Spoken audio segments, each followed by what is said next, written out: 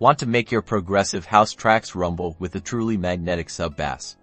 Let's dive into crafting that colossal lowland. First, we're reaching for our trusty synthesizer. A pure sine wave is your absolute best friend for sub-bass. It's clean, fundamental, and packs the most punch in the very low frequencies. We want an instrument that emphasizes this pure tone without any harmonic clutter in the sub-bass region itself. Now, let's talk EQ. We'll use an EQ to surgically boost the fundamental frequency of our sine wave. Think around 40 to 60 Hz.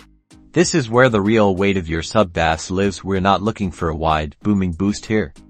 A narrow EQ setting with a precise lift is key to making it felt, not heard as a muddy tone. We'll also gently roll off anything above 150 Hz with a steep low-pass filter to keep it focused and clean.